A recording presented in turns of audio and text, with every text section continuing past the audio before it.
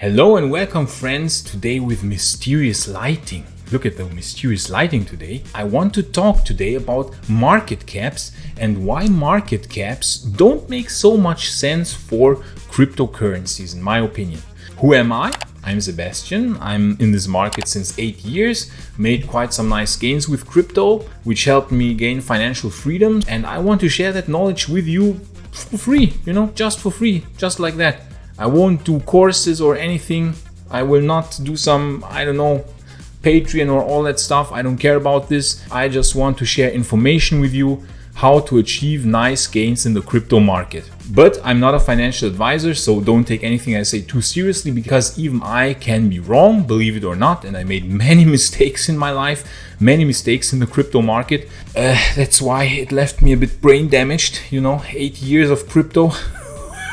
Today I want to talk about market cap and why the notion of market cap is very misleading for crypto. I often heard people saying, hey Sebastian, you say Bitcoin will go to 300k or 200k, but the market cap, okay, let's look at the market caps, right? We said BTC is in our long-term trend channel, and I don't know what it will do now. It might rise and then correct, and then we go to, 300k in a more extreme case. In the previous video I talked about the possibility that Bitcoin can go to 300k indeed, because if it does a full Fibonacci extension, if we draw a full Fibonacci extension, you can see that the full extension would indeed be at 300k, friends, at 300k.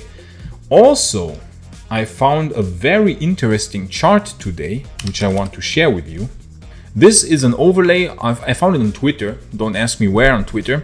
This is an overlay someone created of current price action in Bitcoin, and the yellow line you see here is the gold chart, which had a rally in the 70s that looks absolutely incredibly similar to what is happening now. And according to this chart, basically we will hit 285,000 in early 2022, which is absolutely in line with our Fibonacci extension levels here, which also predict a price of around 300k. I am always more conservative, so I think like 150k would also be nice, because I use the logarithmic regression channel that you see here. That is the logarithmic long-term regression channel I use. It's basically a fit that goes back to early 2010, and it creates such a curved trend channel, as you can see.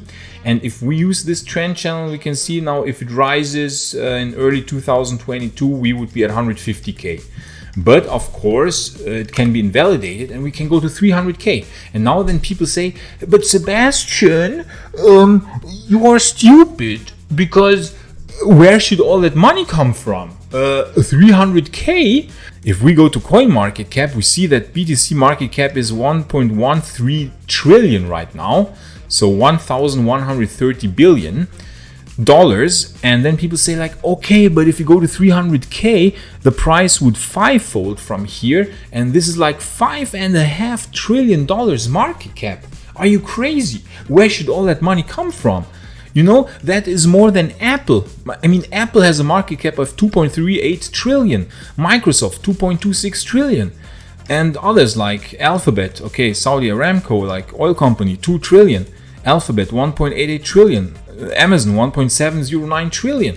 So you see, like, where should all this money come from? That is impossible that we go now to 6 trillion. But wait, there's a very important detail with coins. A very important detail which many people forget. I have a nice chart here which I want to share with you. It's the site sentiment.net, and here on sentiment.net you can find basically the supply of Bitcoin on exchanges. Okay, how many Bitcoins are actually held on exchanges and how many Bitcoins are not on exchanges.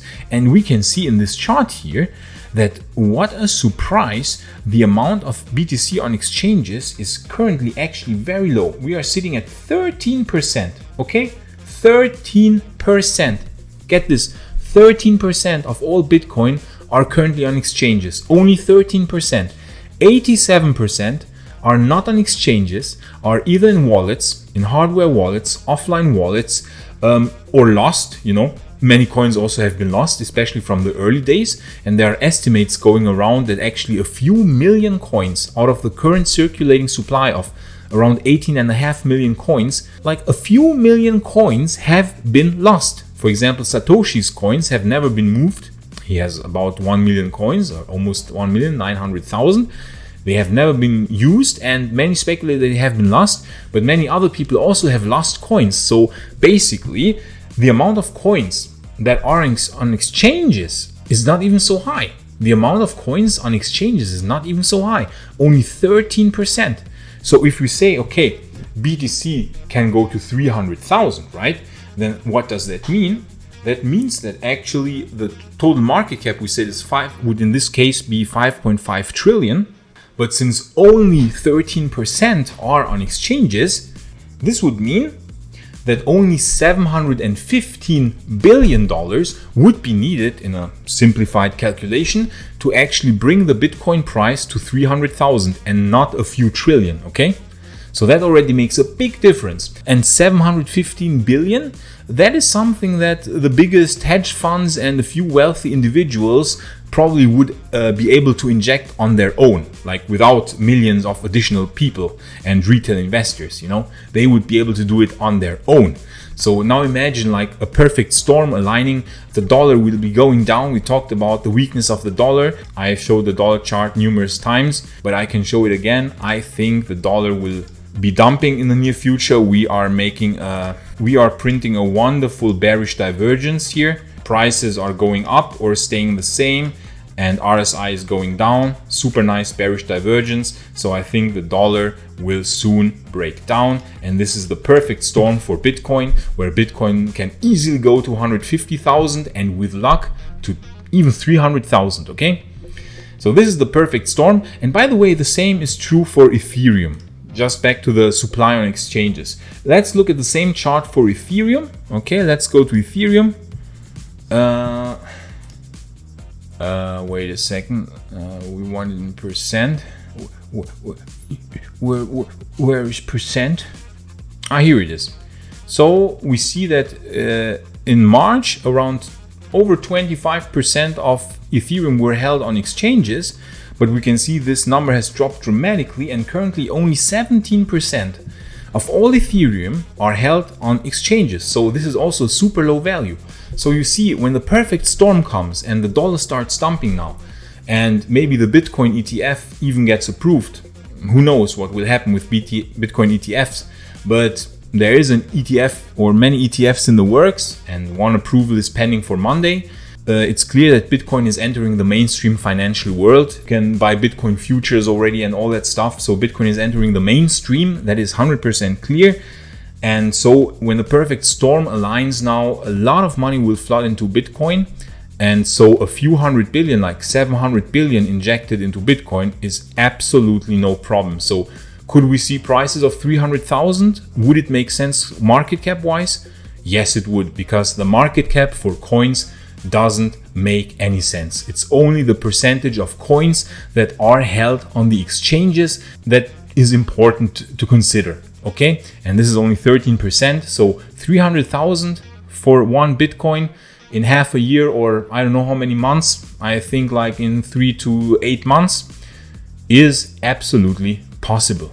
These are some very bright outlooks, and it's certainly fun to speculate about such topics. And that's already it for today. A shorter video. I will make another video with the Bitcoin market price update tomorrow or in the next days. Until then, see you friends.